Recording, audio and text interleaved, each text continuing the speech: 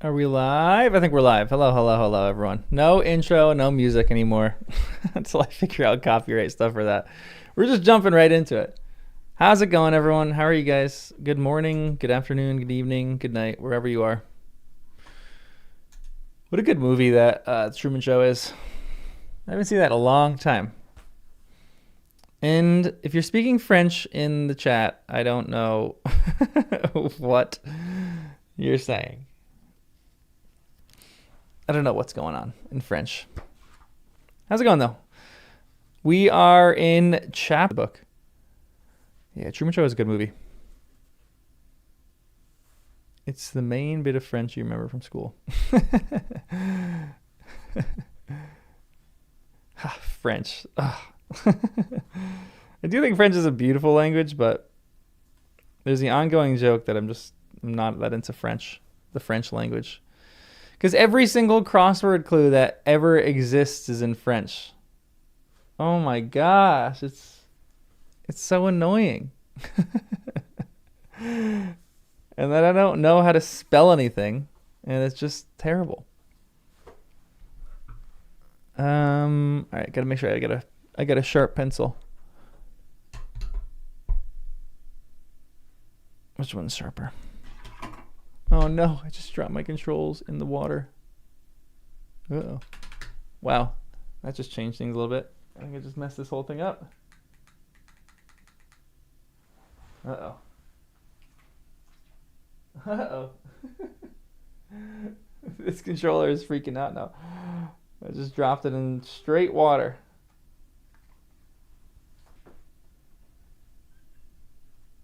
We're gonna have a short from this thing. I shouldn't have been balancing this on my mug full of water. Anyway, so that's on me. How you guys doing? How's everyone? Mess this morning. Got cold again where I live, so I'm pretty bummed out by that. Although I took my dog for a little walk this morning through the woods, and it was really nice, but it was a little chilly. We were like the only ones out there, so it's kind of nice. I like when there's no one else out there. But we did see a bear a few days ago, the first bear of the season. So we're coming up to spring. No migraines and toothache is good. Love that.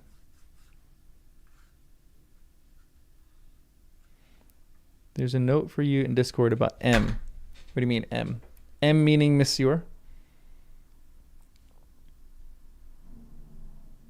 Monsieur. Snowing at places where it shouldn't be in March. Totally agree.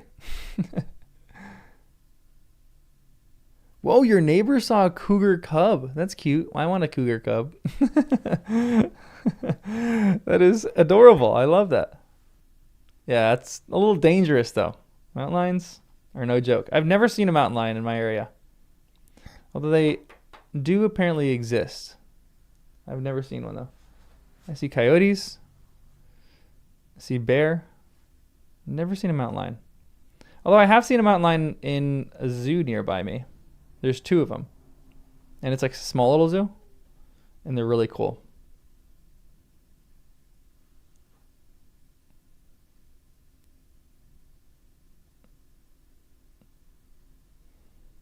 M is Monsieur. Okay, Monsieur Chauvelin. Chauvelin. Okay. I'll try to remember that.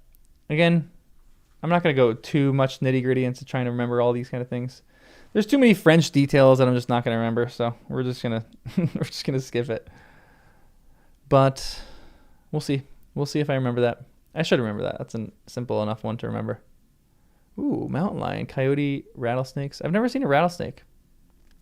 I haven't seen that many snakes, which is shocking because I go for walks all the time. I see a lot of black racers, a lot of garter snakes. I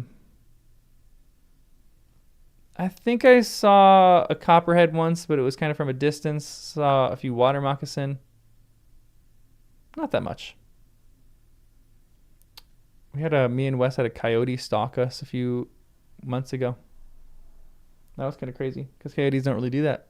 They're a little too scared, but this one was not. We see fox all the time. I love fox. Fox are one of my favorite animals. We see fox all over the place. Mountain lions can purr. Yeah, of course, they're cats. Cute little purring mountain lion. You have seen grizzly bears. Yeah, grizzlies are huge. Grizzlies are cool. When I was in Yellowstone, I saw grizzlies all over the place. And then I saw wolves. I was really close to a pack of wolves. I ran into a den of coyotes once. Interesting. I feel like coyotes. If you run into a den of coyotes, maybe with babies it's a bit dangerous, but I still think they would just grab their babies and run. They're a bit too scared. Like wolves, on the other hand, would be a little bit more terrifying. Yeah, see foxes a bunch. I live in town. Yeah, foxes are cute. But coyotes are all over the place in Los Angeles too, right? Yeah, I feel like it might be dangerous if they're in LA. You had a tiger visit your university when you're undergrad. That's terrifying. If there's one animal that I'll probably be afraid of seeing just in the wild, it'd probably be a tiger. Because if it's like in a university, it's not studying. Leopards were regular sights? That's crazy. That's actually so cool. Man, I would love to. I've seen a leopard once in a tree from far off when I was in Africa. Oh, such a majestic creature. Seen a cheetah. She's seen a cheetah on the hunt. That was pretty cool. I would love to see a mountain lion, but at the same time, I don't know if I would love to see a mountain lion. Mountain lions are kind of terrifying. Like, I'd rather see a bear than a mountain lion.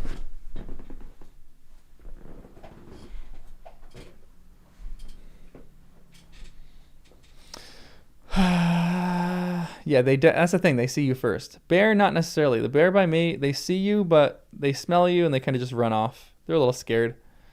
Little scaredy cat bears. Although one time I was hiking in my area. It was a while ago. Like 10, 15 years ago. And I was hiking and I came down this hill and there was a mama bear. And I was probably like 30 yards away. And all of a sudden I just see the mama bear take one of the bear cubs, put it up in a tree, scoop up the other one, put it up in a tree. Then it got down on all fours and turned toward me and just went. And I changed my pants and walked straight back up that hill because I was terrified.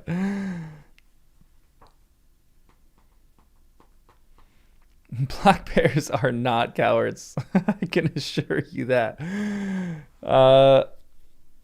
Black bears, at least in my area, are not cowards.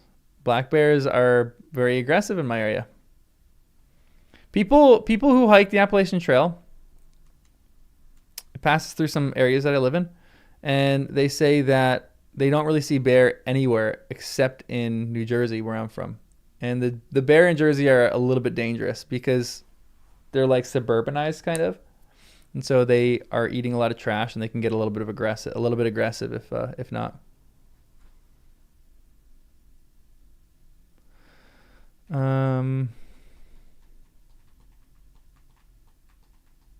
But you know that they say, if it's black, fight back. If it's brown, lie down. If it's white, good night. That's what they say. Fighting a black bear is comedic. And some bears ate her laundry? No. That's hilarious. This stinks, so that's hilarious. Oh, no way. You grew up in Wyoming? That's so cool. Man, I would love to live in Wyoming. Oh, I would love to live in Wyoming. That's where I ran into a pack of wolves. Wyoming is such a beautiful state. There's not much out there. It's a little expensive to live out there, but dang, is it beautiful.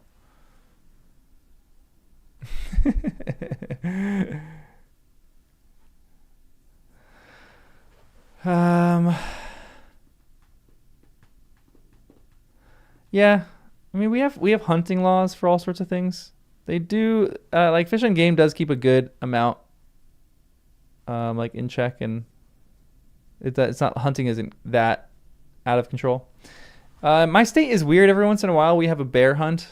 They don't allow bear hunts for most years, but every once in a while, the bear population gets crazy, and they allow people to hunt bear, and they only give out a certain amount of tags. So a lot of it is like animal control to some extent, which is maybe a bit sad. We're taking over their habitat. But you can kind of hunt anything in this area, but it needs to be in the proper season. They do have good regulations on it. And I find most people who are legitimate hunters are pretty responsible with all that kind of stuff.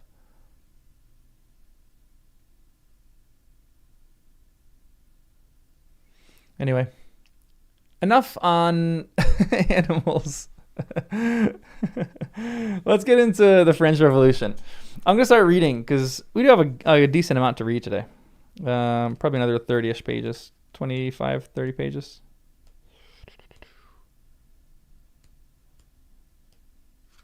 Yeah, about 25 pages. So we're gonna get reading. We're gonna do chapter 11, 12, 13, 14, and 15. So we got 5 chapters. Ooh, exciting chapters today. Excellent. I'm very excited. I think we ended on like a cliffhanger. So I'm excited. Every chapter feels like a cliffhanger. All right, this is chapter 11, Lord Grenville's Ball. The historic ball given by the then Secretary of State for Foreign Affairs, Lord Grenville, or Lord Grenville, was the most brilliant function of the year. Though the autumn season had only just begun, everybody who was anybody had contrived to be in London in time to be present there, and to shine at this ball to the best of his or her respective ability. His Royal Highness, the Prince of Wales, had promised to be present. He was coming on presently from the opera. Lord Grenville himself had listened to the two first acts of Orpheus before preparing to receive his guests. At 10 o'clock, an unusually late hour in those days, the grand rooms of the Foreign Office, exquisitely decorated with exotic palms and flowers, were filled to overflowing. One room had been set apart for dancing, and the dainty strains of the minuet made a soft accompaniment to the gay chatter, the merry laughter of numerous and brilliant company. In a small chamber facing the top of the fine stairway, the distinguished host stood ready to receive his guests. Distinguished men, beautiful women, nobilities from every European country had already filed past him, had exchanged the elaborate bows and curtsies with him, and which the extravagant fashions of the time demanded, and then, laughing and talking, had dispersed in the ball, reception, and card rooms beyond. That whole thing is one sentence. Dang. She needs to break up her sentences sometimes. She doesn't write short sentences. Like, I'm okay if you're writing all long, or if you're writing some long sentences, but you have to have some short sentences in there. She doesn't like short sentences. They all dangle. Not far from Lord Grenville's elbow, leaning against one of the console tables, Chauvelin, in his irreproachable black costume, was taking a quiet survey of the brilliant throng. He noted that Sir Percy and Lady Blakeney had not yet arrived, and his keen, pale eyes glanced quickly toward the door every time a newcomer appeared. He stood somewhat isolated. The envoys of the revolutionary government of France was not likely to be very popular in England, at a time when the news of the awful September massacres and the reign of terror and anarchy had just begun to filtrate across the channel. Death count of the Sparrow War, 15 to 55 million? What? Okay, so it capitalizes these things, the reign of terror and anarchy. Is this an actual, like, movement?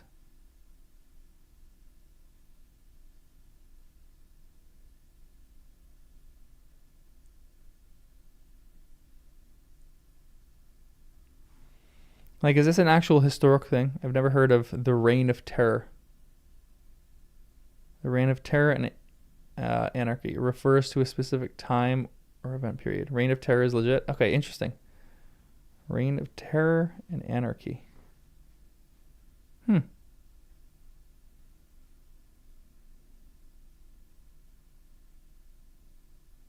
they kind of abandoned their original idea and just started killing. So they just all got the lust of the guillotine on them. Interesting. Okay. That's terrifying. In his official capacity, he had been received courteously by his English colleagues. Mr. Pitt had shaken him by the hand. Lord Grenville had entertained him more than once. But the more intimate circles of London society ignored him altogether. The women openly turned their backs upon him. The men who held no official position refused to shake his hand. Good. The loser. But Chauvelin was not the man to trouble himself about these social amenities, which he called mere incidents in his diplomatic career. He was blindly enthusiastic for the revolutionary cause. He despised all social inequalities, and he had a burning love for his own country. These three sentiments made him supremely indifferent to the snubs he received in his fog-ridden, loyalist, old-fashioned England. But above all, Chauvelin had a purpose at heart. He firmly believed that the French aristocrat was the most bitter enemy of France. He would have wished to see every one of them annihilated. He was one of those who, during this awful reign of terror, had been the first to utter the historic and ferocious desire that aristocrats might have but one head between them, so that it might be cut off with a single stroke of the guillotine. And thus he looked upon every French aristocrat who had succeeded in escaping from France as so much prey of what the guillotine had been unwarrantably cheated. There is no doubt that those royalist emigres, once they had been managed to cross the frontier, did their very best to stir up foreign indignation against France. Plots without end were hatched in England, in Belgium, in Holland, to try to induce some great power to send troops into revolutionary Paris to free King Louis, and to summarily hang the bloodthirsty leaders of that monster republic. Small wonder, therefore, that the romantic and mysterious personality of the Scarlet Pimpernel was a source of bitter hatred to Chauvelin. He and the few young jackanapes under his command, well furnished with money, armed with boundless daring and acute cunning, had succeeded in rescuing hundreds of aristocrats from France. 9/10 of the emigres who were defeated at the English court owed their safety to that man and his league. Chauvelin had sworn to his colleagues in Paris that he would discover the identity of that meddlesome Englishman, entice him over to France, and then Chauvelin drew a deep breath of satisfaction at the very thought of seeing that enigmatic head falling under the knife of the guillotine as easily as that of any other man. Suddenly there was a great stir on the handsome staircase. All conversation stopped for a moment as the major domo's voice outside announced, "His Royal Highness the Prince of Wales en suite, Sir Percy Blakeney, Lady Blakeney." Lord Grenville went quickly to the door to receive his exalted guests. The Prince of Wales, dressed in a magnificent court suit of salmon-colored velvet, richly embroidered with gold, entered with Marguerite Blakeney on his arm, and on his left Sir Percy in gorgeous shimmering cream satin, cut in the extravagant incroyable style. His fair hair free from powder, priceless lace at his neck and wrists, and the flat chapeau bras under his arm. After a few conventional words of deferential greeting, Lord Grenville said to his royal guests, "Will your Highness permit me to introduce Monsieur Chauvelin, the accredited agent of the French government?" Chauvelin immediately the prince entered, had stepped forward, expecting this introduction.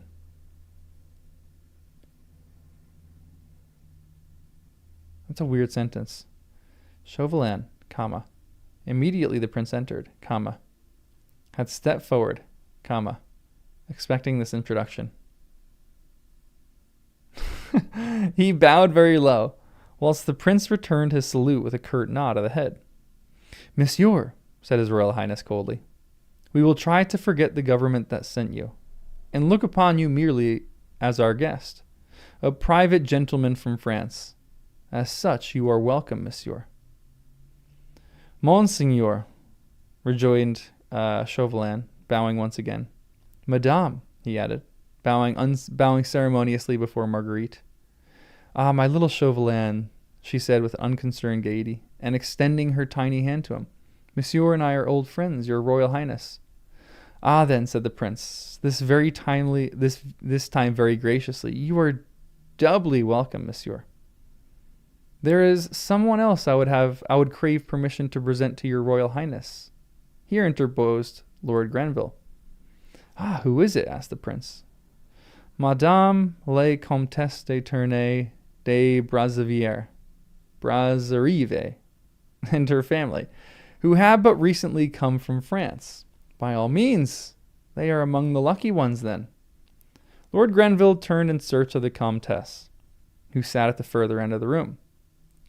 Lord love me, whispered His Royal Highness to Marguerite, as soon as he had caught sight of the rigid figure of the old lady. Lord love me, she looks very virtuous and very melancholy. Faith, your Royal Highness, she rejoined with a smile. Virtue is like precious odors, most fragrant when it is crushed. Virtue, alas, sighed the prince, is most unbecoming to your charming sex, madame. Madame la Comtesse de Tournay de Brazzaville, said Lord Grenville, introducing the lady. This is a pleasure, madame. My royal father, as you know, is ever glad to welcome those of your compatriots whom France has driven from their shores, or France has driven from her shores. Your Royal Highness is ever gracious, replied the Comtesse with becoming dignity. Then her daughter, who stood timidly by her side, My daughter Suzanne, monseigneur, she said. Ah, charming, charming, said the prince. And not allow me, Comtesse, to introduce you, Lady Blakeney, introduce to you Lady Blakeney, who honors us with her friendship. You and she will have much to say to one another, I vow. Every compatriot of Lady Blakeney is doubly welcome for her sake. Her friends are our friends. Her enemies, the enemies of England. Marguerite's blue eyes had twinkled with merriment at this gracious speech from her exalted friend. The Comtesse de Tournay, who lately had so flagrantly insulted her, was here receiving a public lesson, at which Marguerite could not help but rejoice. But the Comtesse, for whom respect of royalty amounted almost to a religion, was too well schooled in courtly etiquette to show the slightest sign of embarrassment, as the two ladies curtsied ceremoniously to one another.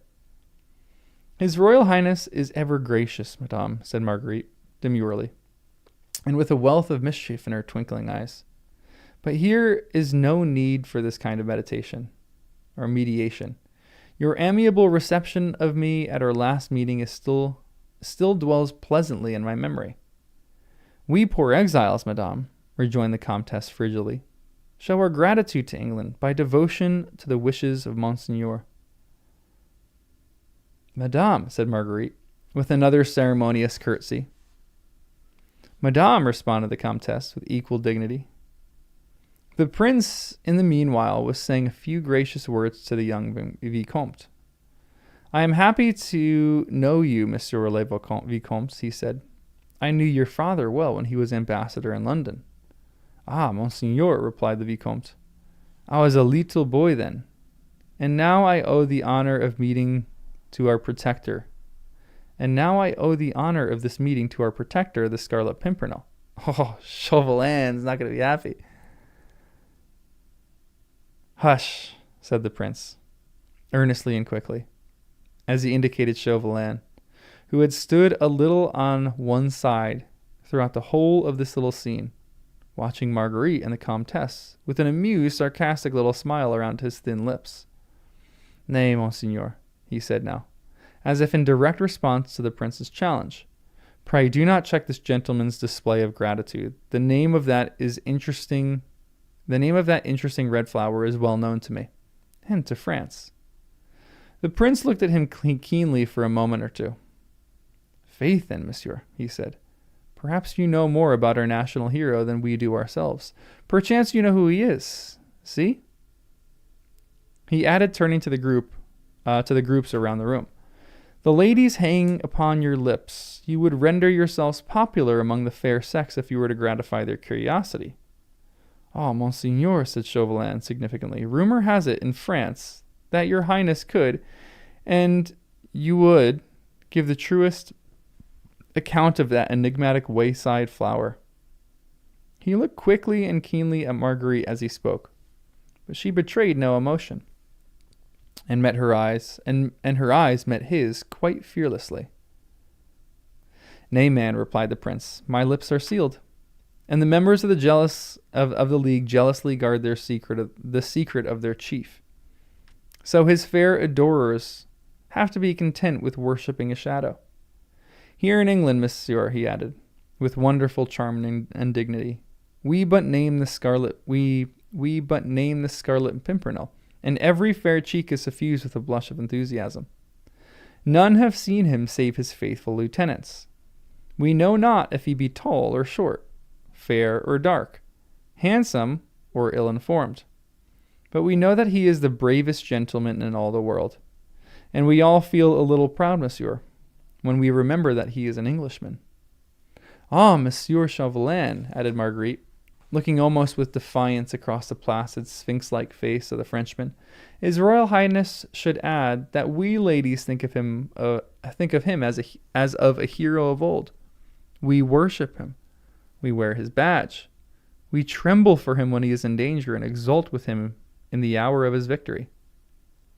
Chauvelin did no more than bow placidly to both the prince and to Marguerite. He felt that both speeches were intended, each in their way, to convey contempt or defiance. The pleasure-loving idle prince he despised. The beautiful woman, who in her golden hair wore a spray of small red flowers composed of rubies and diamonds. Her he held in the hollow of his hand. He could afford to remain silent and to await events. A long, jovial, inane laugh broke the sudden silence, which had fallen over everyone. And we poor husbands came in slow, affected from the gorgeous Sir Percy. We have to stand by while they worshipped a dimmed shadow. Everyone laughed, the prince more loudly than anyone.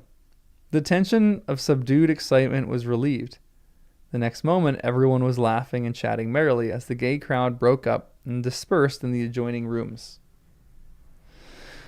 Again, I just think that it's Percy.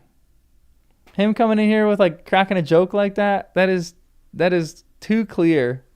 It seems like it's him. But I might be totally wrong on that.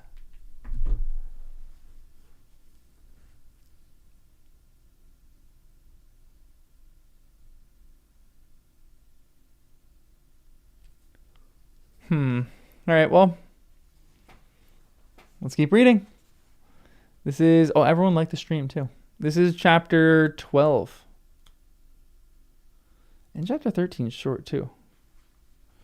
Man, we're really working it through this. Yeah, it's interesting that Chauvelin thinks that the prince knows who the Pimpernel is too. I don't think he would. The prince is playing it up though, like he does.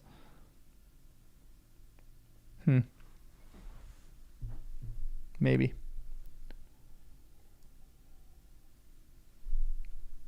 All right. Chapter 12. Marguerite suffered intensely. Though she laughed and chatted, though she was more admired, more surrounded, more feted than any woman there, she felt like one condemned to death, living her last day upon this earth. Her nerves were in a state of painful tension, which had increased 100-fold during that brief hour which she had spent in her husband's company between the opera and the ball. The short ray of hope that she might find in this good-natured, lazy individual, a valuable friend and advisor, had vanished as quickly as it had come, the moment she found herself alone with him. The same feeling of good-humored contempt which one feels for an animal or a faithful servant made her turn away with a smile from the man who would have been her moral support in his heart-rending crisis through which she was passing, who should have been her cool-headed adviser when feminine sympathy and sentiment tossed her hither and thither between her love for her brother, who was far away and in mortal peril, and horror for the awful service which Chauvelin had exacted from her in exchange for Armand's safety. There he stood, the moral support, the cool-headed adviser, surrounded by a crowd of brainless, empty-headed young fops, who were even now repeating from mouth to mouth, and with every sign of the keenest enjoyment, a doggerel quatrain which he had just given forth. Everywhere the absurd, silly words met her. People seemed to have little else to speak about. Even the prince had asked her with a laugh whether she appreciated her husband's latest poetic effort. All done in the tying of a cravat, Sir Percy had declared to the clique of his admirers. We seek him here, we seek him there. Those Frenchies seek him everywhere. Is he in heaven? Is he in hell? That demmed elusive Pimpernel? Sir Percy Beaumont had gone the round of the brilliant reception rooms. The prince was enchanted. He vowed that life without Blakeney would be but a dreary desert. Dreary desert, sorry. Then, taking him by the arm, had led him to the card room and engaged him in a long game of hazard. Sir Percy, whose chief interest in most social gatherings seemed to center around the card table, allowed his wife to flirt, to dance, to amuse or bore herself as much as she liked. And tonight, having delivered himself of his bon mot, he had left Marguerite surrounded by the crowd of admirers of all ages, all anxious and willing to help her forget that somewhere in the spacious reception rooms there was a long, lazy being who had been fool enough to suppose that the cleverest woman in Europe would settle down to the prosaic bonds of English matrimony. His still overwrought nerves, her excitement and agitation, lent beautiful Marguerite Blakeney much additional charm. Escorted by a veritable bevy of men of all ages and of most nationalities, she called forth many exclamations of admiration from everyone she passed.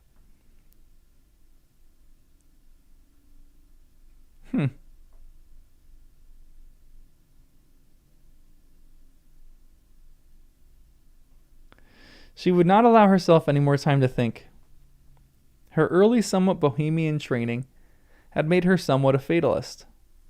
She felt that events would shape themselves, that the directing of them was not in her hands. From Chauvelin, she knew that she could expect no mercy. He had set a price upon Armand's head, and left it to her to pay or not, as she chose. Later on in the evening, she caught sight of Sir Andrew Ffoulkes and Lord Antony Dewhurst, who seemingly had just arrived. She noticed at once that Sir Andrew immediately made for little Suzanne de Tournay, and that the two young people soon managed to isolate themselves in one of the deep embrasures of the mullioned windows, there to carry on a long conversation which seemed very earnest and very pleasant on both sides. Both the young men looked a little haggard and anxious, but otherwise they were irreproachably dressed, and there was not the slightest sign about their courtly demeanor of the terrible catastrophe which they must have felt hovering around them and round their chief.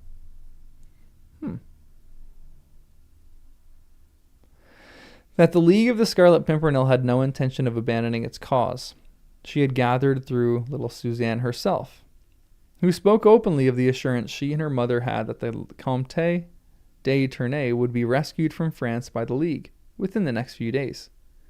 Vaguely she began to wonder as she looked at the brilliant and fashionable crowd in the gaily lit ballroom, which of these worldly men round her was the mysterious Scarlet Pimpernel, who held the threads of such daring plots, the fate of valuable lives in his hand. A burning curiosity seized her to know him, although for months she had heard of him and accepted his anonymity, as everyone else in society had done. But now she longed to know, quite impersonally, apart from Armand, and oh, quite apart from Chauvelin, only for her own sake. For the sake of enthusiastic admiration she had always bestowed on his bravery and cunning. He was at the ball, of course. Somewhere, since Sir Andrew Ffoulkes and Lord Anthony Dewhurst were here, evidently expecting to meet their chief, and perhaps to get a fresh mot d'ordre from him. A fresh order from him, I'm guessing.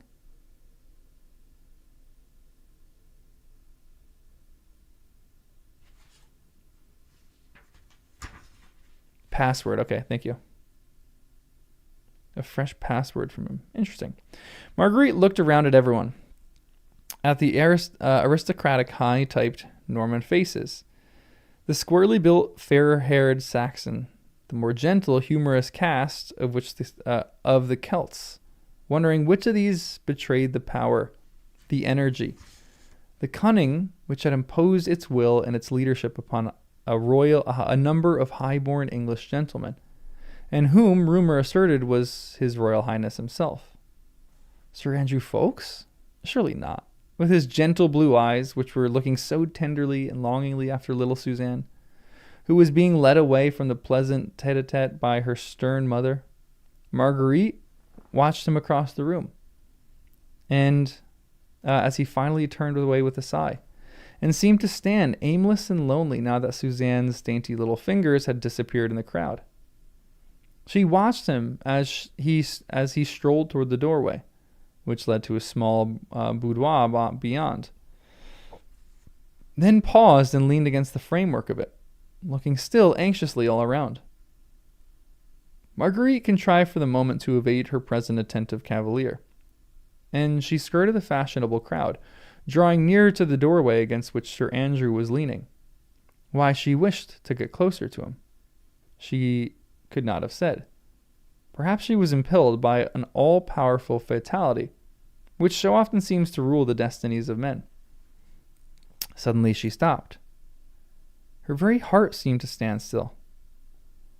Her eyes, large and excited, flashed for a moment toward that doorway, then as quickly were turned away again. Sir Andrew Ffoulkes was still in the same listless position by the door, but Marguerite had distinctly seen that Lord Hastings, a young buck, a friend of her husband, and one of the prince's set, had, as he quickly brushed past him, slipped something into his hand. For one moment, it was the merest flash, Marguerite paused. The next she had, with admirably played unconcern, resumed her walk across the room, but this time more quickly toward the doorway, whence Sir Andrew had now disappeared. All this, from the moment that Marguerite had caught sight of Sir Andrew leaning against the doorway until she followed him into the little boudoir beyond, had occurred in less than a minute. Fate is usually swift when she deals a blow. Now Lady Blakeney had suddenly ceased to exist. It was Marguerite St. Just who was there only. Marguerite St. Just, who had passed her childhood, her early youth, in the protecting arms of her brother Armand. She had forgotten everything else, her rank, her dignity, her secret enthusiasms, everything save that Armand stood in peril of his life, and that there, not 20 feet away from her in the small boudoir, which was quite deserted, in the very hands of Sir Andrew Ffoulkes, might be the talisman which would save her brother's life. Barely another 30 seconds had elapsed between the moment when Lord Hastings slipped the mysterious something into Sir Andrew's hand, and the one when she, in her turn, reached the deserted boudoir. Sir Andrew was standing with his back to her, and close to a table upon which stood a massive silver candelabra. A slip of paper was in his hands, and he was in the very act of perusing its contents. Unperceived, her soft, clinging robe made not the slightest sound upon the heavy carpet. Not daring to breathe until she had accomplished her purpose, Marguerite slipped close behind him. At that moment, he looked round and saw her. She uttered a groan, passed her hand across her forehead, and murmured faintly, "The heat of the room was terrible. I feel so faint. Ah!" She tottered almost as if she would fall, and Sir Andrew, quickly recovering himself and crumpling in his hand the tiny note he had been reading, was only apparently just in time to support her. "You are ill, Lady Blakeney?" he asked with much concern. No, nothing," she interrupted quickly. "A chair, quick." She sank into a chair close to the table, and throwing back her head, closed her eyes. "There," she murmured, still faintly. "The giddiness is passing off. Do not heed me, Sir Andrew. I assure you I already feel better."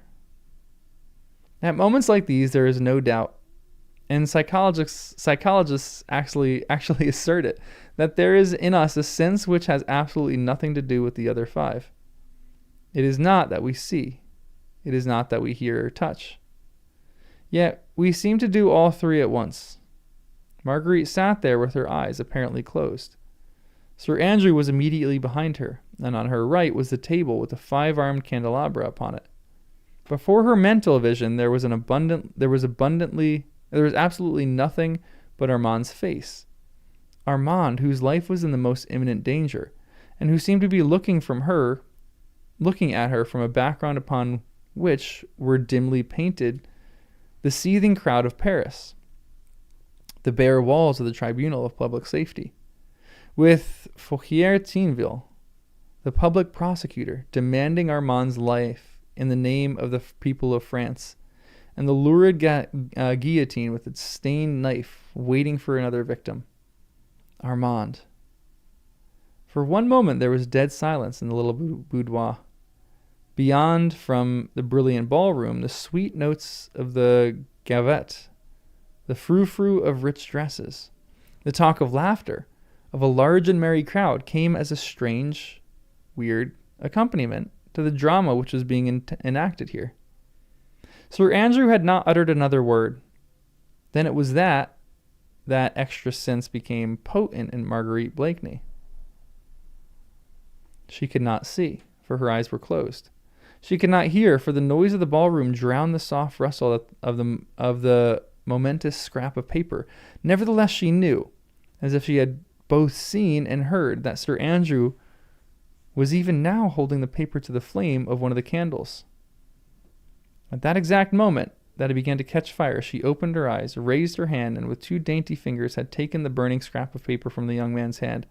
She blew out the flame and held the paper to her nostril with perfect unconcern. "How thoughtful of you, Sir Andrew," she said gaily. "Surely 'twas your grandmother who taught you the smell of burned paper was a sovereign remedy against giddiness." She sighed with satisfaction, holding the paper tightly between her jeweled fingers.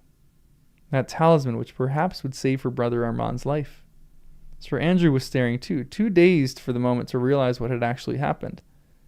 He had been taken so completely by surprise that he seemed quite unable to grasp the fact that the slip of paper which she held in her dainty hand was one perhaps on which the life of his comrade might depend.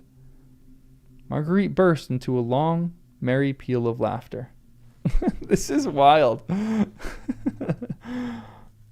"Why do you stare at me like that?" she said playfully. "I assure you I feel much better. Your remedy has proved most effectual. This room is most delightfully cool," she added, with the same perfect composure. "And the sound of the gavotte from the ballroom is fascinating and soothing." She was prattling on in the most unconcerned and pleasant way, whilst Sir Andrew, in an agony of mind, was racking his brain to the quickest method he could employ to get that bit of paper out of that beautiful woman's hand. Instinctively, vague and tumultuous thoughts rushed through his mind. He suddenly remembered her nationality, and worst of all, recollected that horrible tale anent the Marquis de St. Cyr, which in England no one had credited for the sake of Sir Percy, as well as for her own. "What, still dreaming and staring?" she said with a merry laugh. "You are most ungallant, Sir Andrew, and now I come to think of it, you seem more startled than pleased when you saw me just now. I do believe, after all, that it was not concern for my health, nor yet a remedy taught you by your grandmother that caused you to burn this tiny scrap of paper. I vow it must have been your lady's love your lady love's last cruel epistle you were trying to destroy. Now confess, she added, playfully holding up the scrap of paper. Does this contain her final congé? Or last appeal to kiss and make friends? Whichever it is, Lady Blakeney, said Sir Andrew, who was gradually recovering his self-possession. This little note is undoubtedly mine. And, not caring whether his actions was one that would be styled ill-bred toward a lady, the young man had made a bold dash for the note. But Marguerite's thoughts flew quicker than his own. Her actions, under pressure of this intense excitement, were swifter and more sure. She was tall and strong. She took a quick step backwards and knocked over the small Sheraton table, which was already top-heavy, and which fell down with a crash, together with the massive candelabra upon it. She gave a quick cry of alarm. The candle, Sir Andrew, quick! There was not much damage done. One or two of the candles had been blown out as the candelabra fell. The others had merely sent some grease upon the valuable carpet. One had ignited the paper shade over it. Sir Andrew quickly and dexterously put out the flames and replaced the candelabra upon the table. But this had taken him a few seconds to do, and those seconds had been all Marguerite needed to cast a quick glance at the paper and to note its contents. A dozen words in the same distorted handwriting she had seen before, and bearing the same device, a star-shaped flower drawn in red ink. When Sir Andrew once more looked at her, he only saw on her face alarm at the untoward accident and relief at its happy issue, whilst the tiny and momentous note had apparently fluttered to the ground. Eagerly the young man picked it up, and his face looked much relieved, as his fingers closed tightly over it. For shame, Sir Andrew, she said, shaking her head with a playful sigh, making havoc in the heart with some impressionable duchess, whilst conquering the affections of my sweet little Suzanne. Well, I do believe it was Cupid himself who stood by you, and threatened the entire Foreign Office with destruction by fire, just on purpose to make me drop love's message before it had been polluted by my indiscreet eyes. To think that a moment longer and I might have known the secrets of an erring duchess. You will forgive me, Lady Blakeney, said Sir Andrew, now as calm as she was herself, if I resume the interesting occupation which you had interrupted. By all means, Sir Andrew. How should I venture to thwart the love god again? Perhaps he would mete out some terrible chastisement against my presumption. Burn your love token, by all means. Sir Andrew had already twisted the paper into a long spill, and was once again holding it to the flames of the candle, which had remained alight. He did not notice the strange smile on the face of his fair vis-a-vis. So intent was he on the work of destruction, perhaps he had done so. The look of relief would have faded from his face. He watched the fateful note as it curled under flame. Soon the last fragment fell on the floor, and he placed his heels upon the ashes. And now, Sir Andrew, said Margaret Blakeney, with the pretty nonchalance peculiar to herself, and with the most winning of smiles, will you venture to excite the jealousy of your fair lady by asking me to dance the minuet? Interesting. Okay, I definitely think it's Percy. She seems to recognize the handwriting. I don't know how often she would see handwriting other than it being Percy's. Also, I feel like there's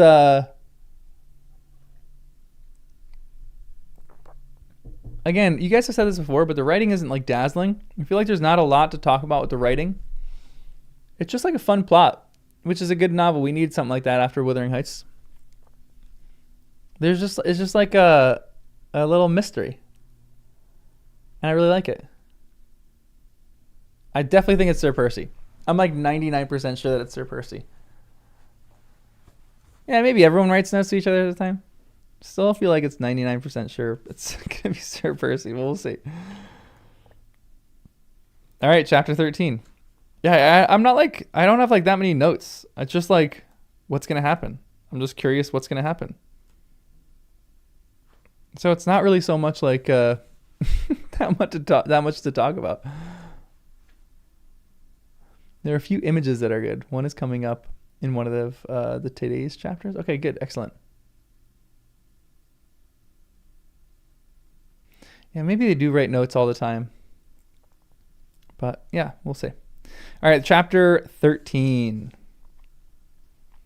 The few words which Margaret Blakeney had managed to read on the half-scorched piece of paper seemed literally to be the words of fate. Start myself tomorrow. This she had read quite distinctly. Then came a blur caused by the smoke of the candles, which obliterated the next few words. But right at the bottom there was another sentence, which was now standing clearly and distinctly like letters of fire before her mental vision. If you wish to speak to me again, I shall be in the supper room at 1 o'clock precisely. The whole was signed with a hastily scrawled little device, a tiny star-shaped flower, which had become so familiar to her. 1 o'clock precisely. It was now close upon 11. The last minute, a minuet was being danced with Sir Andrew Ffoulkes, and beautiful Lady Blakeney leading the couples, through its delicate and intricate figures. Close upon 11, the hands of the handsome Louis the 15th? Louis the 15th clock upon its ormolu bracket seemed to move along with maddening rapidity. 2 more hours, and her fate and that of Armand would be sealed. In 2 hours she must make up her mind whether she will keep the knowledge so cunningly gained herself and leave her brother to his fate, or whether she will willfully betray a brave man whose life was devoted to his fellow men, who was noble, generous, and above all unsuspecting. It seemed a horrible thing to do. But then there was Armand. Armand, too, was noble and brave. Armand, too, was unsuspecting, and Armand loved her and would willingly have trusted his life in her hands. And now, when she could save him from death, she hesitated. Oh, it was monstrous. Her brother's kind, gentle face, so full of love for her, seemed to be looking reproachfully at her. You might have saved me, Margot, he seemed to say to her. And you chose the life of a stranger, a man you do not know, whom you have never seen, and preferred that he should be safe, whilst you sent me to the guillotine. Interesting. I like this question. What should she do?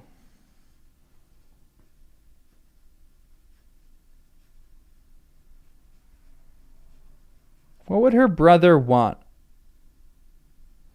I don't know her brother enough to really know, but I would say that her brother would be okay with dying at the hands of the guillotine for a cause that he believes in. But why her brother believes in this cause is another point that I don't know if this novel is really gonna get into, but it is an interesting point.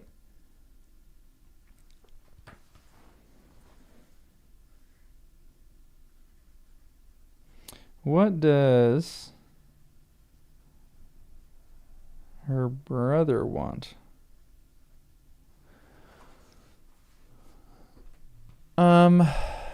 Yeah, that's the question. Her brother, I know, was a Republican who was beaten by nobles for having love for a noble woman, a noble daughter. So why did his tune just change all of a sudden?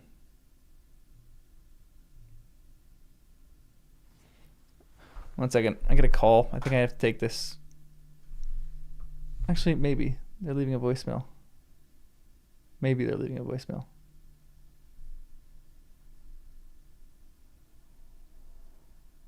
Probably not. Nothing. I think we're good. I think it was spam.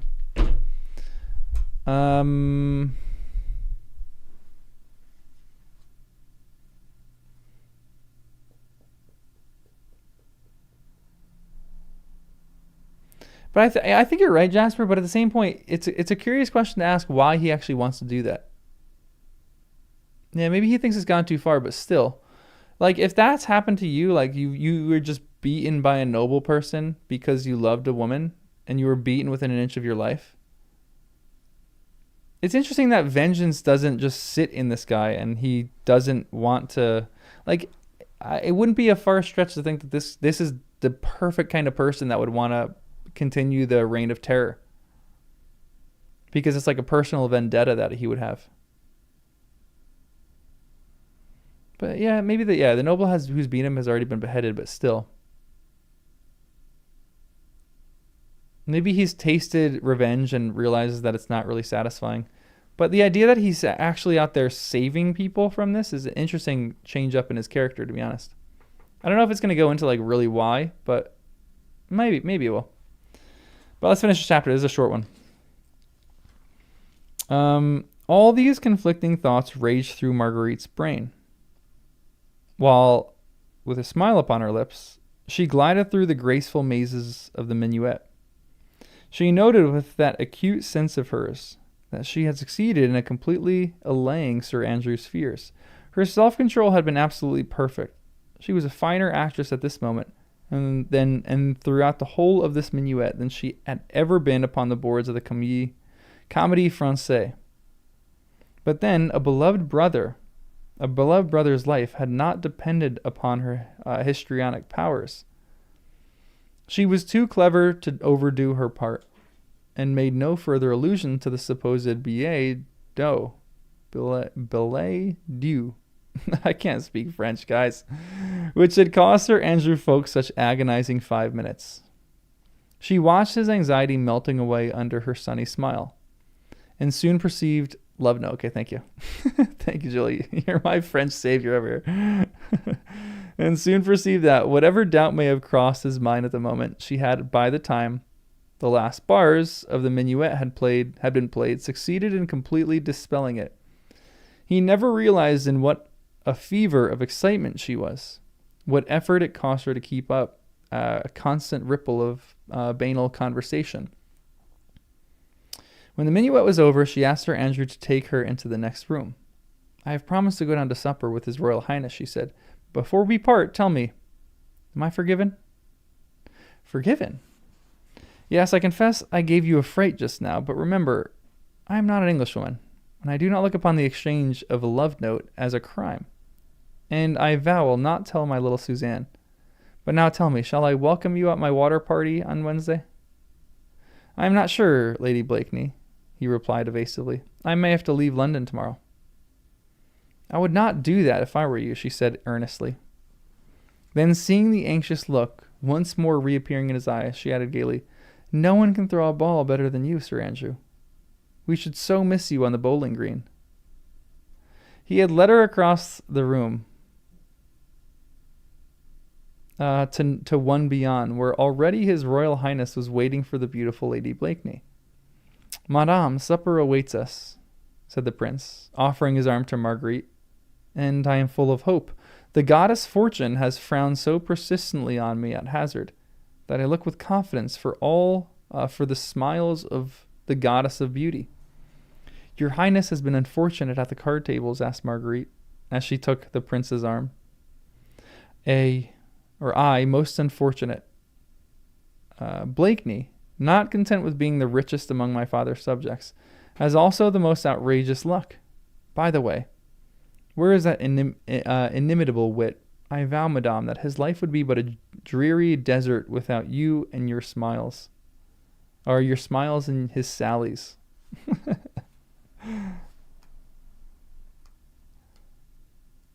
We're getting to it. I feel like we're going to figure out who this Pimpernel is pretty soon.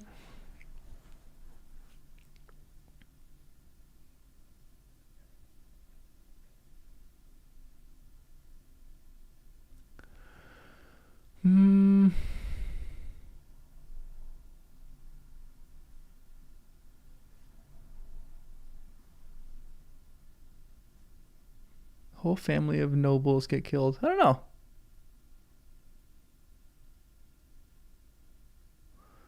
Wait, you have a theory?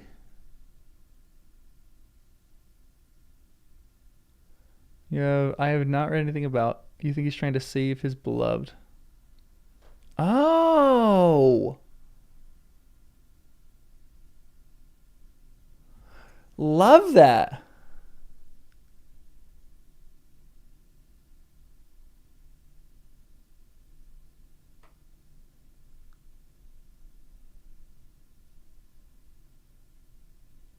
Janwell, I love that.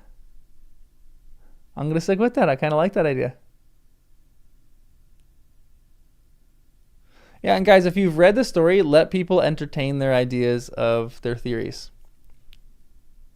because we don't know what the heck we're talking about. So it's fun to just gesticulate. Is that the right word in this context? Guess is gesticulate. What does that word mean?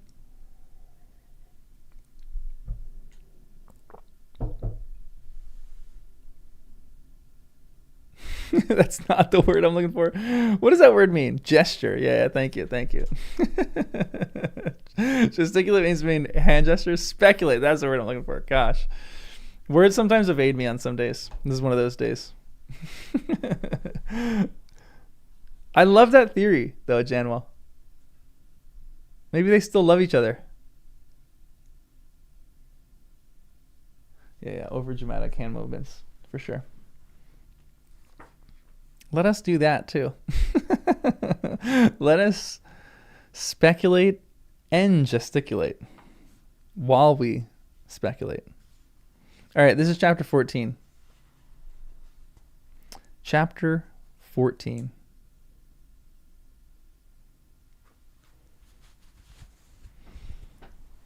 Yeah, I definitely think that's fair play. I definitely like that idea.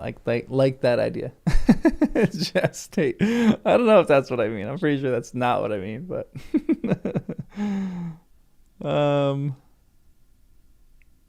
yeah, Janwell, I love that theory. I'm kind of subscribing to that idea too. Because that would explain his motives for what he's doing here. Because otherwise his motives don't make that much sense. How does someone have a change of character that quickly? Yes, you might think that the thing has gone too far overboard, but going from thinking it's too far overboard to going and helping the Scarlet and Pimpernel is a very different thing.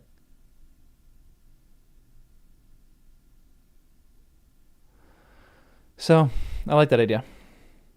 All right, chapter 14. 1 o'clock. Precisely. Here we go. It's 1 o'clock. 1 o'clock precisely. Supper had been extremely gay. All those present declared that never had Lady Blakeney been more adorable, nor that demmed idiot Sir Percy more amusing. His Royal Highness had laughed until the tears streamed down his cheeks at Blakeney's foolish yet funny repartees. His doggerel verse, "We seek him here, we seek him there," etc., was sung to the tune of "Ho, Merry Brightons," and to the accompaniment of glasses knocked loudly against the table. Lord Grenville, moreover, had a most perfect cook. Some wags asserted that he was a scion of old French noblesse, who, having lost his fortune, had come to seek it in the cuisine of the Foreign Office. Marguerite Blakeney was in her most brilliant mood, and surely not a soul in that crowded supper room had even an inkling of the terrible struggle which was raging within her heart. The clock was ticking so mercilessly on. It was long past midnight, and even the Prince of Wales was thinking of leaving the supper table. Within the next half hour, the destinies of two brave men would be pitted against one another. The dearly beloved brother and he, the unknown hero. Marguerite had not even tried to see Chauvelin during this last hour. She knew that his keen, fox-like eyes would terrify her at once, and incline the balance of her decision toward Armand. Whilst she did not see him, there still lingered in her heart of hearts, a vague, undefined hope that something would occur. Something big, enormous, epic-making, which would shift from her young, weak shoulders this terrible burden of responsibility of having to choose between two such cruel alternatives. But the minutes ticked on with that dull monotony, which they invariably seem to assume when our very nerves ache within their incessant ticking. After supper, dancing was resumed. His Royal Highness had left, and there was general talk of departing amongst the older guests. The young ones were indefatigable, and had started on a new gavotte, which would fill the next quarter of an hour. Marguerite did not feel equal to another dance. There is a limit to the most enduring self-control. Escorted by the cabinet minister, she had once more found her way to the tiny boudoir, still the most deserted among all the rooms. She knew that Chauvelin must be lying in wait for her somewhere, ready to seize the first possible opportunity for a tete-a-tete. His eyes had met hers for a moment after the four suppers minuet. And she knew that the keen diplomatist, with those searching pale eyes of his, had divined that her work was accomplished. Fate had willed it so. Marguerite, torn by this the most terrible by the most terrible conflict heart of women can never know. Again, weird sentence structure sometimes. Had resigned herself to its decrees. But Armand must be saved at any cost. He, first of all, for he was her brother, had been mother, father, friend to her every day since, a tiny babe, had lost both her parents. To think of Armand dying a traitor's death on the guillotine was too horrible to dwell upon, impossible in fact. That could never be, never. As for the stranger, the hero, well, there, let fate decide. Marguerite would redeem her brother's life at the hands of the relentless enemy, and let that cunning Scarlet Pimpernel extricate himself after that. Perhaps vaguely, Marguerite hoped that the daring plotter, who for so many months had baffled an army of spies, would still manage to evade Chauvelin and remain immune to the end. She thought of all of this as she sat listening to the witty discourse of the cabinet minister, who no doubt felt that he had found in Lady Blakeney a most perfect listener. Suddenly she saw the keen fox-like face of Chauvelin peeping through the curtained doorway. "Lord Fancourt," she said to the minister, "will you do me a service?" "I am entirely at your ladyship's service," he replied gallantly. "Will you see if my husband is still in the card room? And if he is, will you tell them I am very tired and would be glad to go home soon?" The commands of a beautiful woman are binding on all mankind, even on cabinet ministers. What a good sentence. Lord Fancourt prepared to obey instantly. Pretty privilege right there. She's got some pretty privilege. "I do not like to leave your ladyship alone," he said. "Never fear. I shall be quite safe here, and I think undisturbed. But I am really tired. You know Sir Percy will drive back to Richmond. It is a long way, and we do not, hurry. Get home before daybreak." Lord Fancourt had perforce to go. The moment he had disappeared, Chauvelin slipped into the room, and she next instant stood calm and impassive by her side. "You have news for me," he said. An icy mantle seemed to have suddenly settled round Marguerite's shoulders, though her cheeks glowed with fire. She felt chilled and numbed. "Oh, Armand, will you ever know the terrible sacrifice of pride, of dignity, of womanliness a devoted sister is making for your sake?" "Nothing of importance," she said, staring mechanically before her. "But it might prove a clue. I contrived, no matter how, to detect Sir Andrew Ffoulkes in the very act of burning a paper of one of these candles in this very room. That paper I succeeded in holding between my fingers for the space of 2 minutes, and cast my eye upon it for that of 10 seconds. "Time enough to learn its contents?" asked Chauvelin quietly. She nodded. Then she continued in the same even, mechanical tone of voice. "In the corner of the paper there was the usual rough device of a small star-shaped flower. Above it I read 2 lines. Everything else was scorched and blackened by the flame." "And what were these 2 lines?" Her throat seemed to suddenly have contracted. For an instant she felt that she could not speak the words, which might send a brave man to his death. "It is lucky that the whole paper was not burned," added Chauvelin, with dry sarcasm, "for it might have fared ill with Armand St. Just." "What were the 2 lines, citoyen?" "One was, 'I start myself tomorrow,'" she said quietly. "The other, 'If you wish to speak to me, I shall be in the supper room at 1 o'clock precisely.'" Hold on.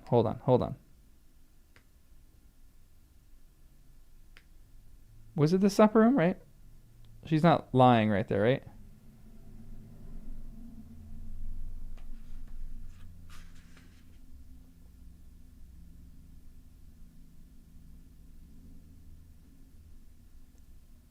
It was the supper room? Okay.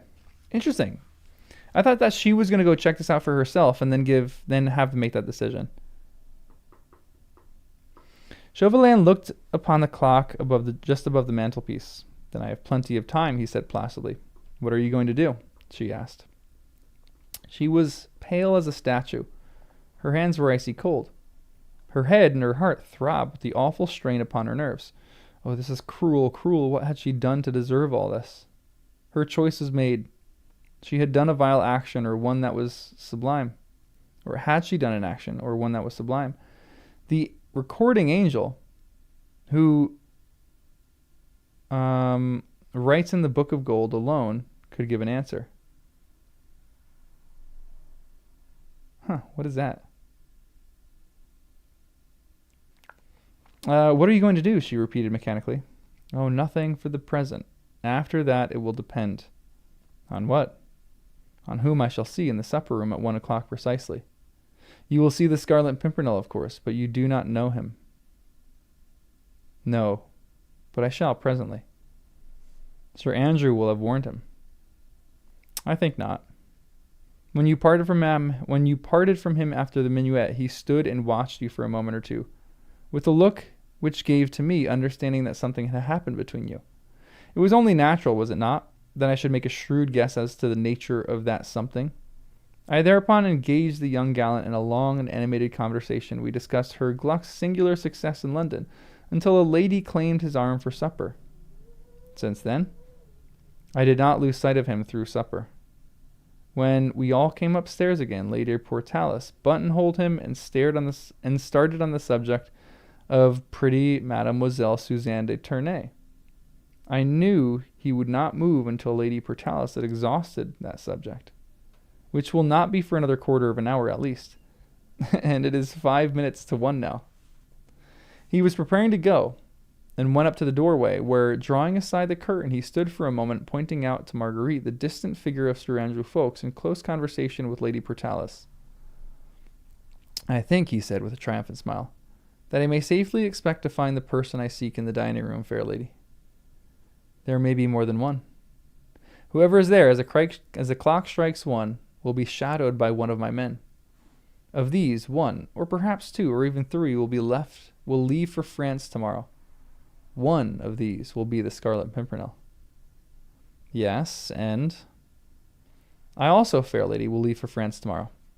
The papers found at Dover upon the person of Sir Andrew Ffoulkes speak of the neighborhood of Calais, of an inn which I know well, called Le Chat Gris, of a lonely place somewhere on the coast, where Paris Blanchard's hut, which I must endeavor to find.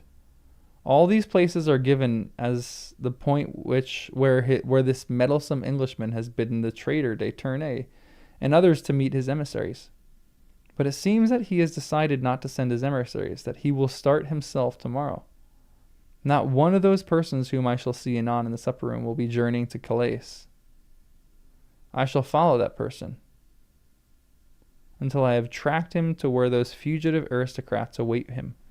For that person, fair lady, will be the man whom I have sought for nearly a year, a man whose energy has outdone me, whose ingenuity has baffled me, whose audacity has sent me wondering, yes, me, who have seen a trick or two in my time, the mysterious and elusive Scarlet Pimpernel.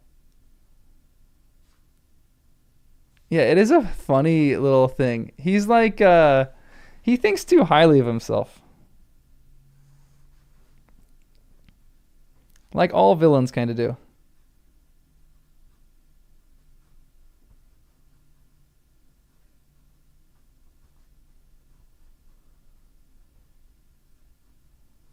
He's like patting himself on the back during this little speech.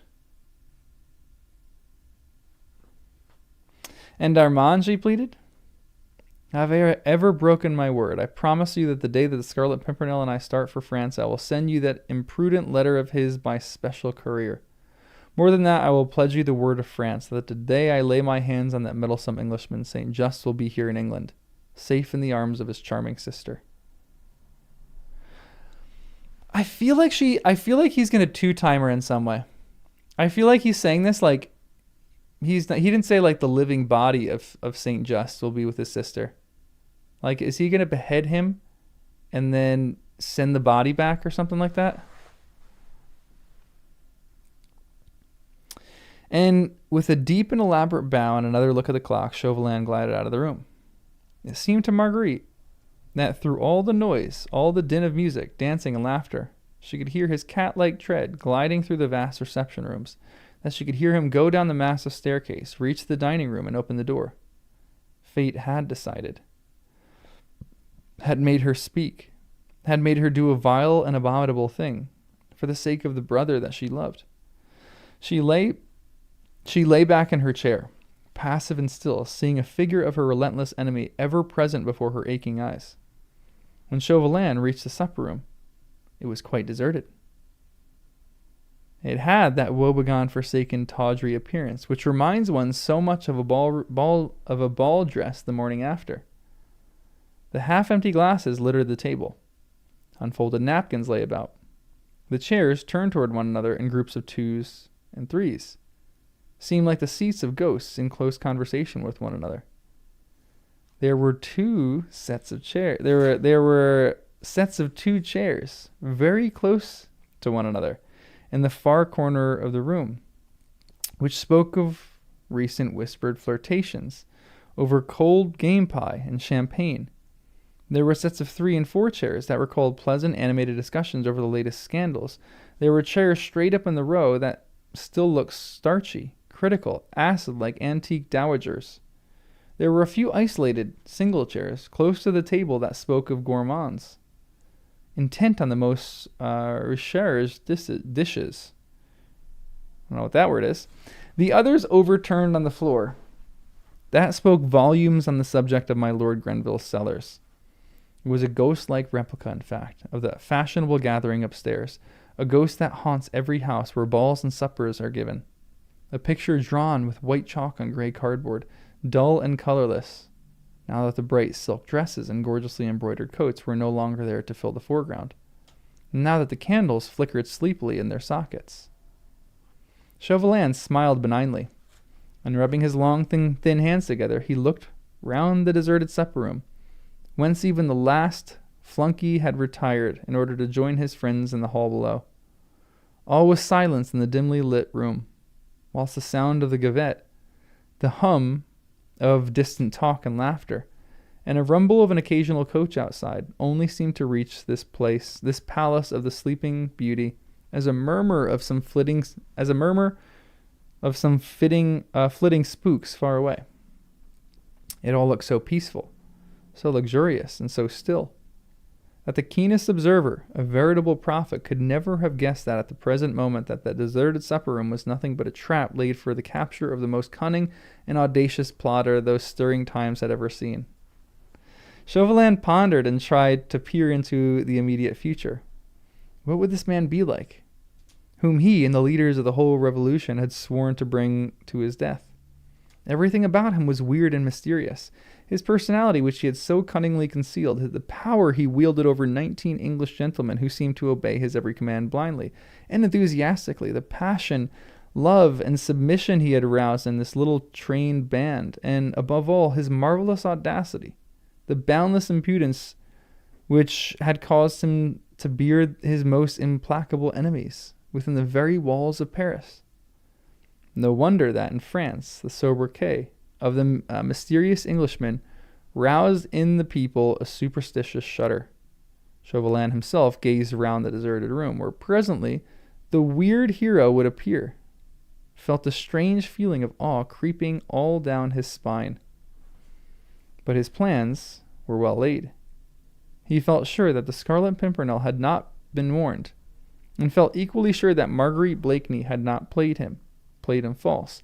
If she had, a cruel look, and that would have made her shudder, gleamed in Chauvelin's keen pale eyes. If she had played him a trick, Armand St. Just would suffer the extreme penalty. But no, of course she had not played him false. Fortunately, the supper room was deserted. This would make Chauvelin's task all the easier, when presently that unsuspecting enigma would enter it alone. No one was here to save Chauvelin himself.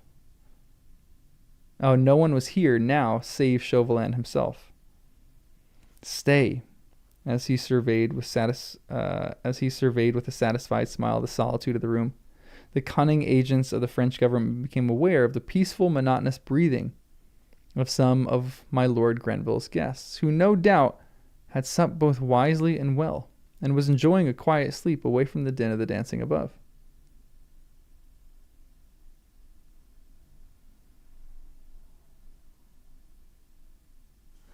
Chauvelin looked round once more, and here in the corner of the sofa, in the dark angle of the room, his mouth open, his eyes shut, the sweet sounds of peaceful slumbers proceeding from his nostrils, reclined the gorgeously apparelled, long-limbed husband of the cleverest woman in Europe. Let's go! I knew it! It's got to be him just faking it. Chauvelin looked at him as he lay there, placid, unconscious, at peace with all the world and himself, after the best of the suppers, and a smile that was almost one of pity softened for a moment the hard lines of the Frenchman's face and the sarcastic twinkle of his pale eyes. Evidently the slumberer, deep in a dreamless sleep, would not interfere with Chauvelin's trap for catching that cunning Scarlet Pimpernel. Again he rubbed his hands together and followed the example of Sir Percy Blakeney. He, too, stretched himself out in the corner of another sofa, shut his eyes, opened his mouth, gave forth sounds of peaceful breathing, and waited. That's so good. I love this. It's so funny because he just thinks he's so clever, and he's being out-clevered by the Scarlet Pimpernel.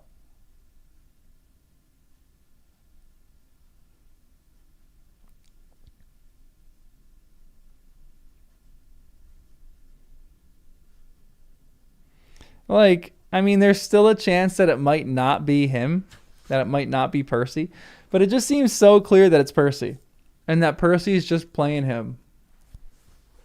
You know what I mean? Like, that seems to be the clear understanding that I have.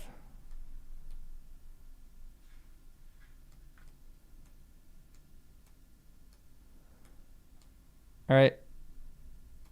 Let's keep reading. This is chapter 15.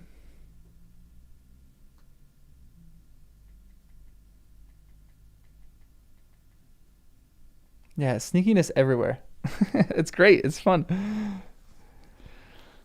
Marguerite Blakeney had watched the slight, sable-clad figure of Chauvelin as he worked his way through the ballroom. Then perforce she had to wait while her nerves tingled with excitement.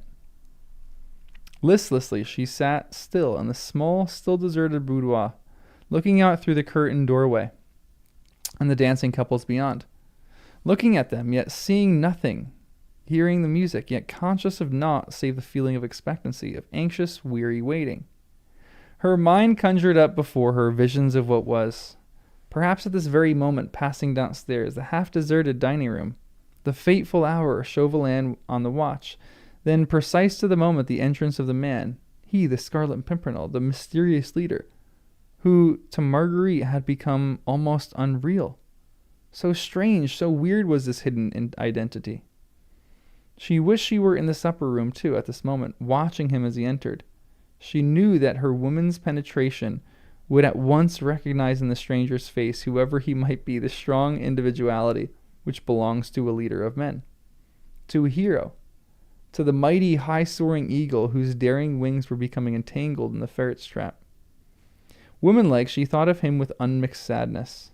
The irony of the fate seems so cruel which allows the fearless lion to succumb to the gnawing of a rat.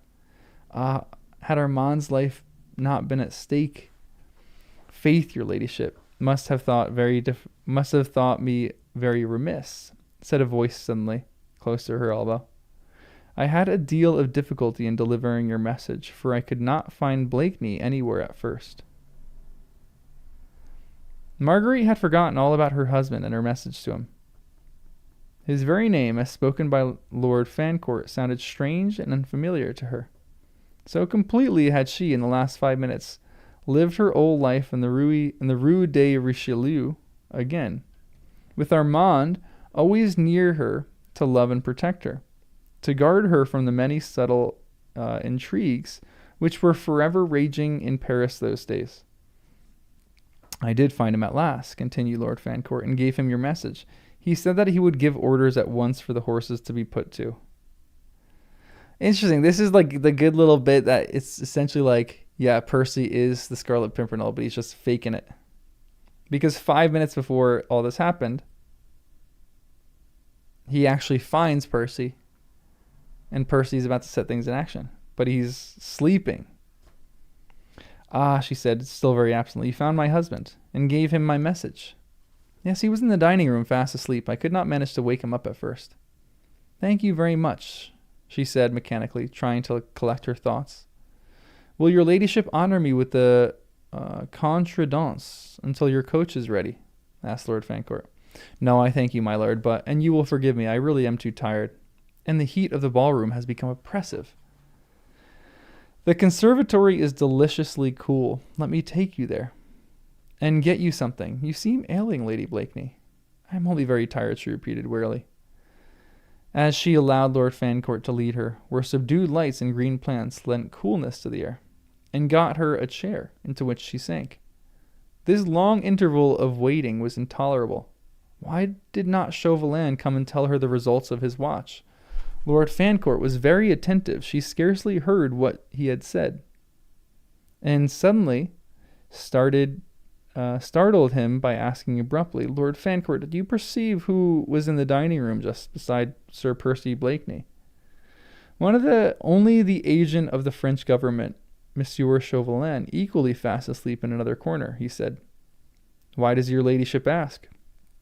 I know not. Did you notice the time when you were there? It must have been about 5 or 10 minutes past 1. I wonder what your ladyship is thinking about, he added, for evidently the fair lady's thoughts were very far away, and she had not been listening to his intellectual conversation. But indeed, her thoughts were not very far away. Only 1 story below, in the same house, in the dining room where sat Chauvelin still on watch. Had he failed? For one instant the possibility rose before her as hope. The hope that the Scarlet Pimpernel had been warned by Sir Andrew, and that Chauvelin's trap had been failed to catch his bird. But that hope soon gave way to fear. Had he failed? But then Armand. Lord Fancourt had given up talking since he found that he had no listener. He wanted an opportunity for slipping away, for sitting opposite to the lady, however fair, who was evidently not heeding the most vigorous efforts made for her entertainment. It is not exhilarating even to a cabinet minister. Shall I find out if your ladyship's coach is ready? He said at last, tentatively. Oh, thank you. And if you would be so kind, I fear, but I am very sorry. I really am tired, and perhaps would be best alone. She had been longing to be rid of him, for she hoped that, like the fox he so resembled, Chauvelin would be prowling round, thinking to find her alone. But Lord Fancourt went, and still Chauvelin did not come. Oh, what had happened? She felt Armand's fate trembling in the balance. She feared now with a deadly fear that Chauvelin had failed, that the mysterious Scarlet Pimpernel had proved elusive once more, that she knew she needed hope for no pity, no mercy from him. She had pronounced his either or, and nothing else would content him. He was spiteful and would affect the belief that she had willfully misled him, and having failed to trap the eagle once again, his revengeful mind would be content. With the humble prey, Armand. Yes, she had done her best and strained every nerve for Armand's sake. She could not bear to think that all had failed. She could not sit still. She wanted to go, and hear the worst at once. She wondered even that Chauvelin had not yet come, to vent his wrath and satire upon her. Lord Grenville himself came presently to tell her that her coach was ready, and that Sir Percy was already waiting for her, ribbons in hand. Marguerite said farewell to her distinguished host.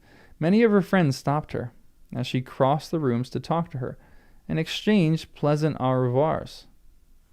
The minister only took final leave of the beautiful Lady Blakeney on top of the stairs below.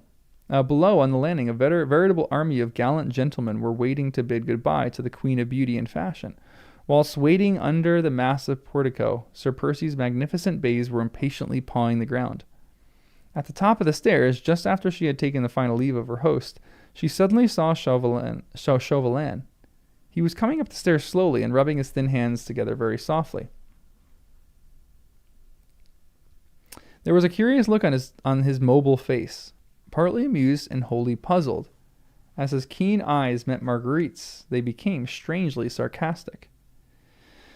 Mademoiselle, Monsieur Chauvelin, she said as he stopped on the top of the stairs, bowing elaborately before her. My coach is outside. May I claim your arm? As gallant as ever, he offered his arm and led her downstairs. The crowd was very great. Some of the minister's guests were departing. Others were leaning against the banisters, watching the throng as it filled up and down the wide staircase. Chauvelin, she said last desperately, I must know what happened. What has happened, dear lady? He said with affected surprise. Where? When? You are torturing me, Chauvelin. I have helped you tonight. Surely I have the right to know. What happened in the dining room at 1 o'clock just now? She spoke in a whisper, trusting that the general hubbub of the crowd, her words would remain unheeded by all, save the man at her side. Quiet and peace reigned supreme, fair lady. At that hour I was asleep in the corner of one sofa and Sir Blakeney in another. Nobody came into the room at all? Nobody. Then we have failed, you and I.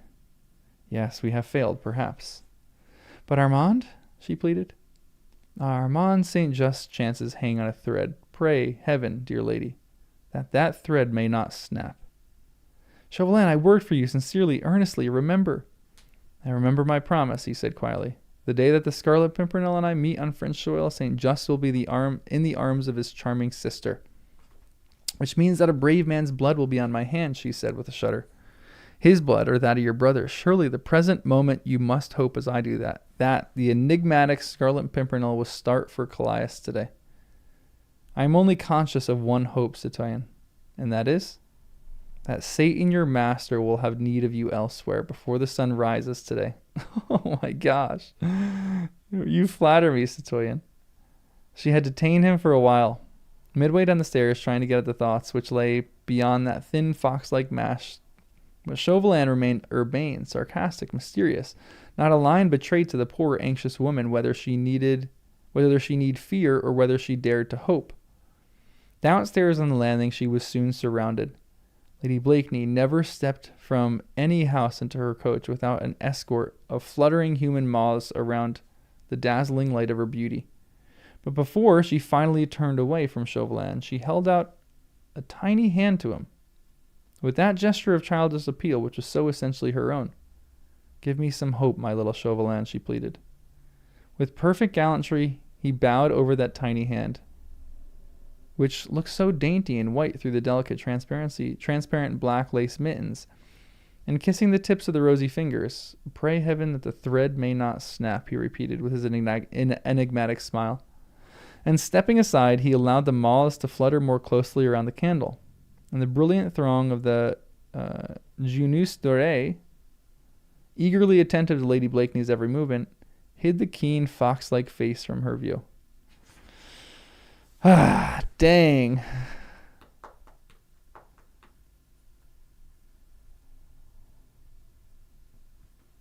Yeah, he definitely wouldn't be on the top of the list. But he's the top out of all of our lists. Because he seems like the most obvious candidate. Because he is just a himbo. He's just a little dumb. But the dumb people are always the ones. Oop, too bright. Wow. Okay, those are fun. The smart young set. Okay, thank you. Those are fun chapters. So we finally I guess we know almost with certainty that this is the Scarlet Pimpernel. Does anybody read that and think it's not? I feel like that is a very clear indication in the text that this is the Scarlet Pimpernel, that he was just faking sleeping. But maybe some people are still reading at this point going, the Scarlet Pimpernel never showed up. I wonder who it is.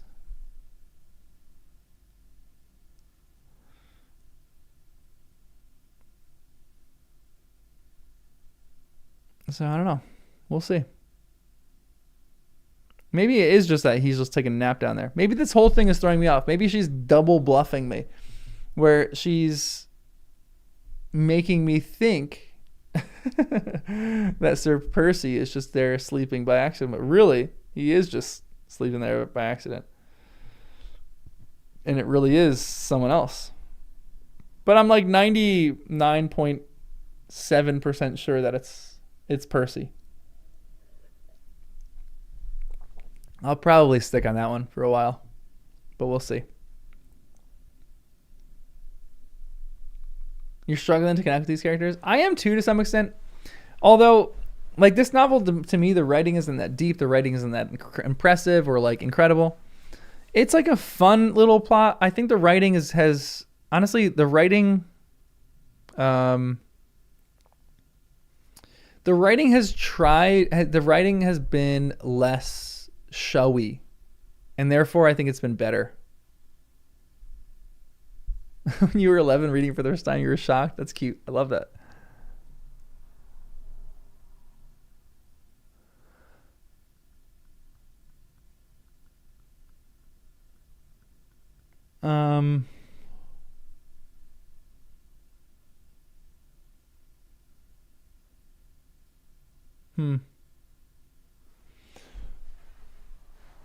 Yeah, I feel like this book as a teenager would be just fun.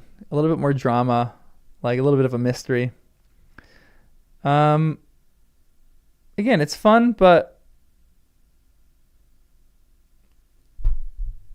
I think the writing has definitely gotten better because it's just been less showy. Like, she's almost gotten out of her way and it's just writing a story now, which I think it seems like it's better to me. Which is like a good indication for writers, I think.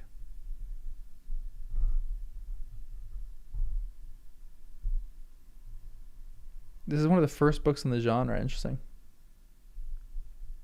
Yeah, it's true. So, yeah, we know the clues to look for, but back then they wouldn't. So she's like leading people astray in good ways. It'd be fun to read this back then and try to figure out who the Scarlet Pimpernel is.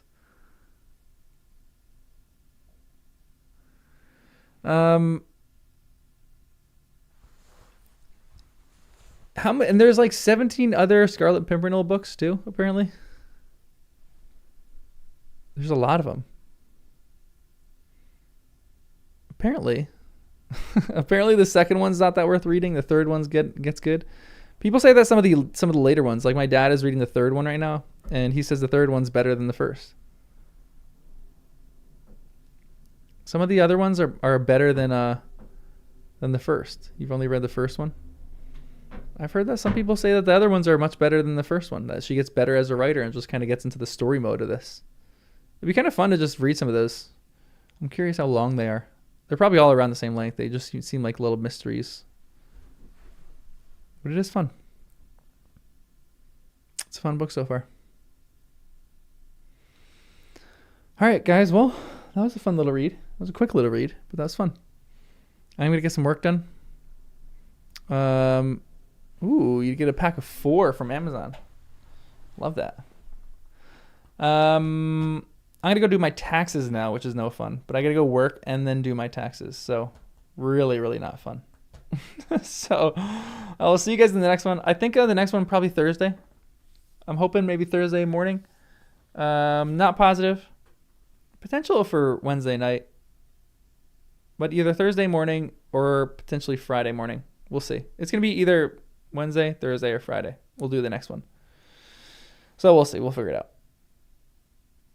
I'll let you guys know ahead of time. But that's all I got. And I will see you guys in the next one. Thanks for hanging out with me while we read. It's been fun. It's been fun so far. Later, guys.